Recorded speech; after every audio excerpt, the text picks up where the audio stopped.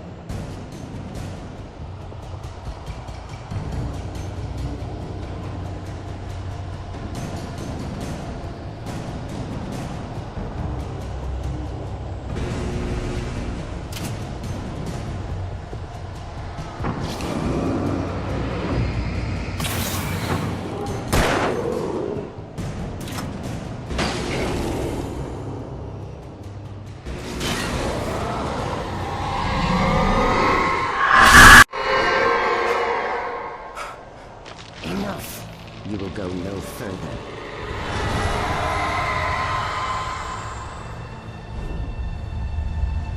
Stop now.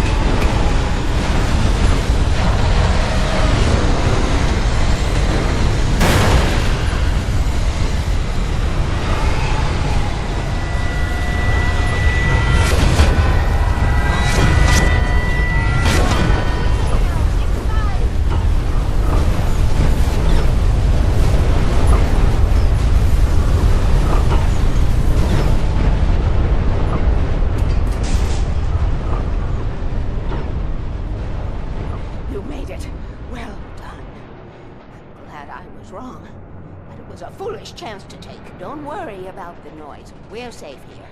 I have looked after the well-lit room for many, many years now. There's no shadow in the well-lit room. The power is fail-safe, and all the bulbs are numbered and changed regularly based on their make and model. Right.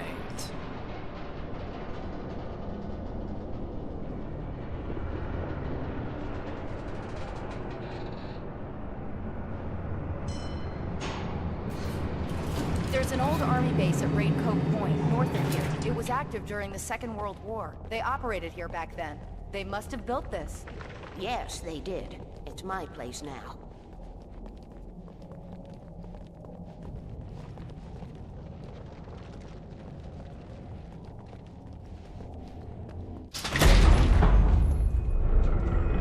Take it, and I won't need to worry about the room anymore, because 6 and 33 and 118 need changing soon, and I don't want to climb up the ladder to change them because it's very late, and I'm tired.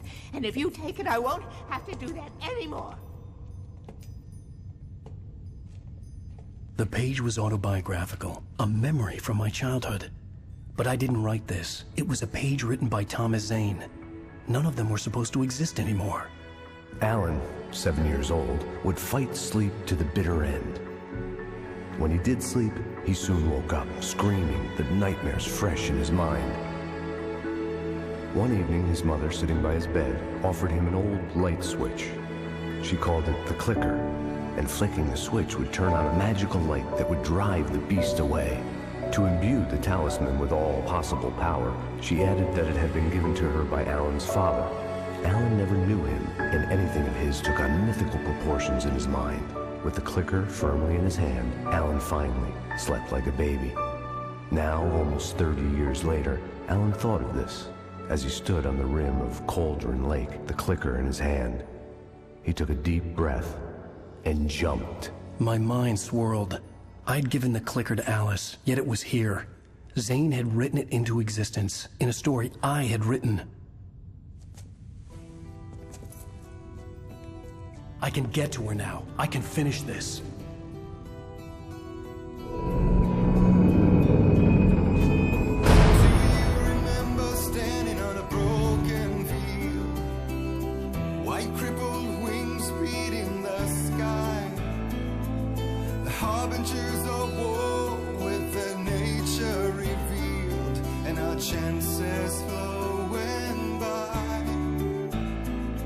Previously on Alan Wake, I wrote a horror story that has come true. Thomas Zane did the same in the 70s. You will go no further. If I continue like the Dark Presence wants me to, the story I'm writing won't save Alice.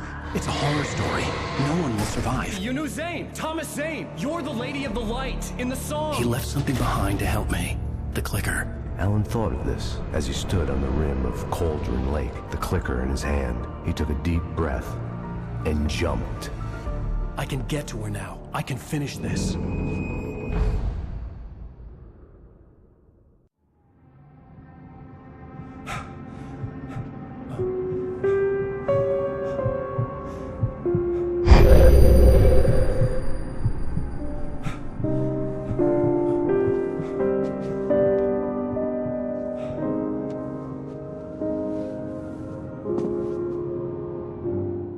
I had a hangover. My head was about to explode and the light hurt my eyes. I needed my sunglasses and painkillers to dull the pain. In one of my finer moments of self-deception, I swore to quit drinking.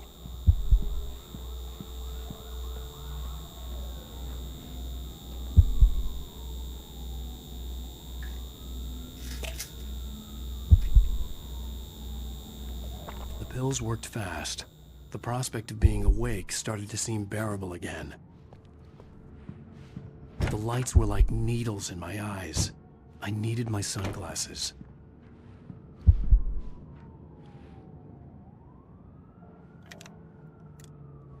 The sunglasses made the world look bearable.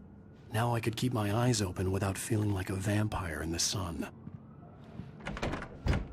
There was a message waiting for me on the machine. One new message. Al! Are you still asleep? Wakey, wakey! You should have your show on your TiVo. If Alice wasn't too mad to record it. She called me earlier and really chewed me out. Yeah, we went a little overboard last night. But parties are a part of this business. Al, look, I'm saying this as your friend. She's not doing your career any favors by trying to run your life like that, okay? I'll talk to you later, Al. Watch the show!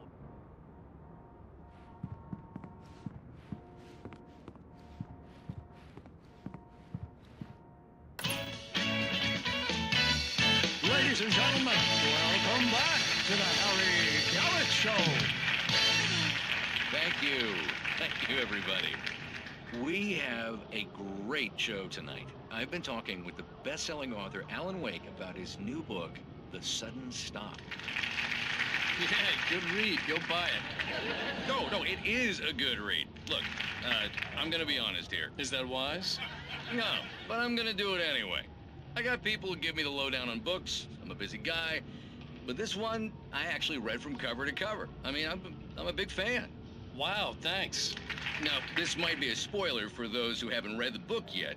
Based on the sales figures, the 2 people out there who haven't read the book yet. But this last book is all about the death of the main character, the hard-boiled New York detective, Alex Casey. Now, there's been a lot of outrage about this. Why the hell did you kill Casey? What the hell were you thinking, man? Good riddance. No, seriously though. 7 years and 6 books is a long time. He was a gloomy guy to spend all your working hours with, and it was a good run. But it's time to explore new things. My next book will be a departure from the old for me. You selfish bastard, always thinking of yourself. Well, you've certainly given us a lot of entertainment over the years. And now that you mention it, Casey was a gloomy guy. Never had much luck with his love life with the ladies. Was that autobiographical in any way? Yeah, no kidding. Casey's lady friends tended to die on him. With Casey, it was all about his pain. No, nothing autobiographical about that. I'm a happily married man. My wife is my muse. Well, congratulations. That's great to hear. So, how's the publicity tour been treating you? Good, great. But I gotta say, I'm glad to be back home in New York. Well, you've certainly been on the news a lot lately. Lots of parties and, you got into a fight with some paparazzi. Oh, man. Well, that guy was really in my face. I lost my temper. I know that wasn't cool. You are famous for that temper. Well, I did also write several books. Well, your latest novel is called The Sudden Stop, and it's in bookstores now. Go get it. That means the two of you out there who haven't bought it yet. Ladies and gentlemen, that's all we have for you tonight. I want to thank all our guests for the evening. Alan Wake, Sam Lake. Once more, do the face for us, Sam. There we go. And our musical guests, Poets of the Fall. Thank you. And good night. At least I'd been funny. I told myself I could live with that. Hey, honey. Did you watch the show? I didn't say anything stupid if that's what you want to know.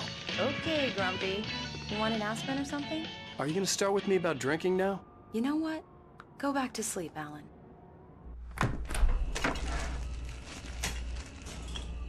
What? Now you can't even talk to me? Well, this morning I was angry because you said you'd be home at midnight and you showed up at 7 a.m. and passed out in mid-sentence. Now I'm over it. Are you angry? This goddamn tour. It's gotten out of hand. Oh, honey. It's almost over, right? We can get back to normal. Then you can start writing again. I'm sorry, honey. Alan, you're not thinking straight. Just take a shower and go back to bed, huh? Yeah, you're right, honey. I'm sorry. Once this is over, let's go away together. A vacation. Just you and me. Some peace and quiet.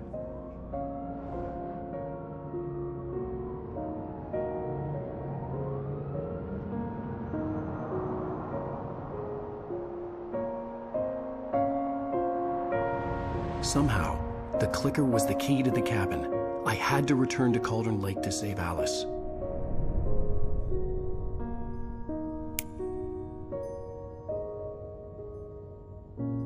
I'm going back to the lake to finish this. I'm going to write an ending to the story in the manuscript on my own terms, to make it all right. Why can't you just write it here? The last page is still in the typewriter. I need to read it first. Everything needs to be just right. Zane tried to cut some corners, and it didn't end well. Okay, ready when you are. I'm sorry, Sarah, but I need to do this alone. Barry, take her gun. Miss Weaver, close the door when I leave.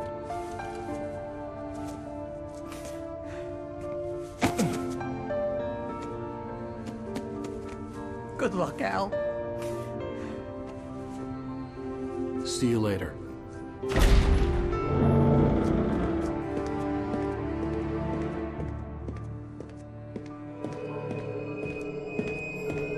When I got out, it was warm and sunny. I'd flicked the switch of the clicker. Had it done this? I didn't stop to question it. I had to take advantage of the sunlight to get to the lake. On Zane's page, I'd stood on the rim of Cauldron Lake, about to use the clicker. That's where I was headed.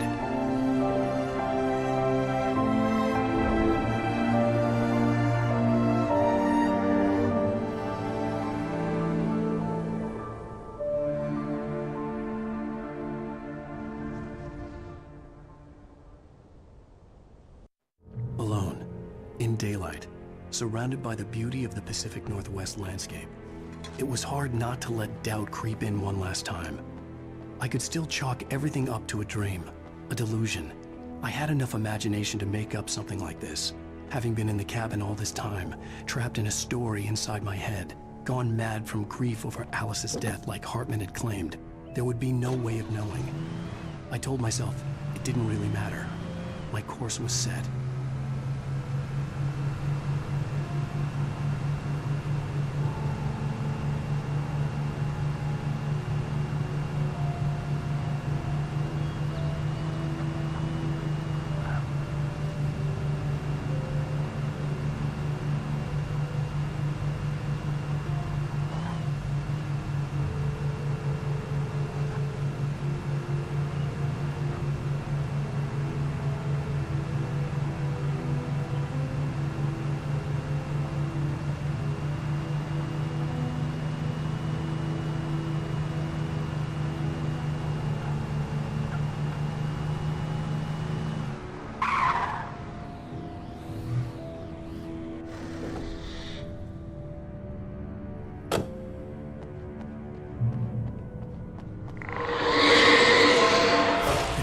It touched me.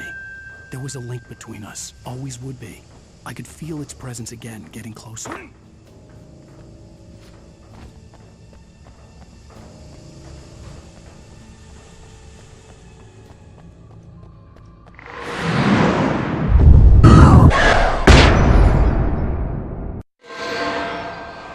I will kill your wife.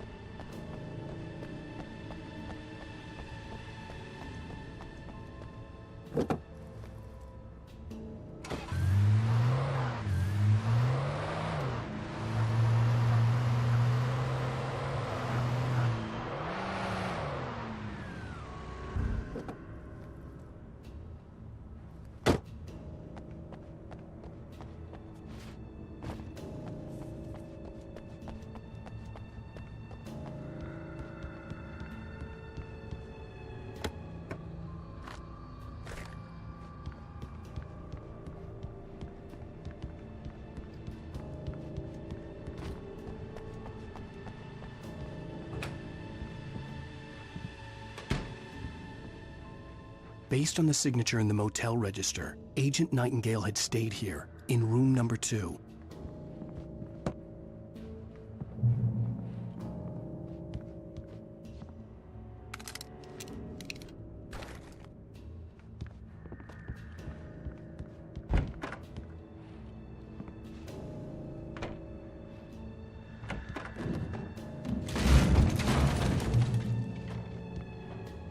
This had obviously been the room where Agent Nightingale had stayed when he hadn't been busy harassing me.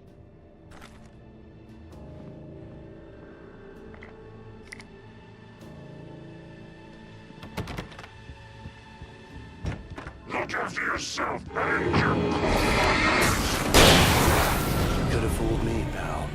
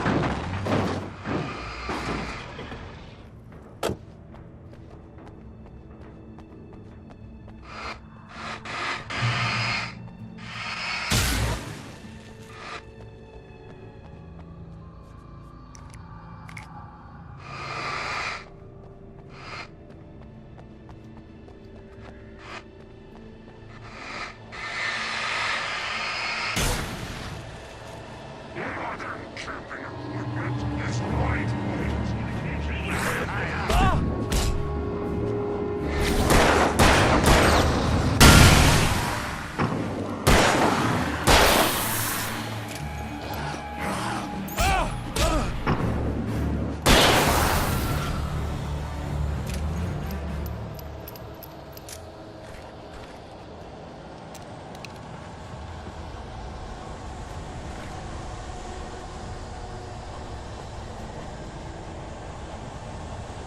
You can learn about nature and yourself.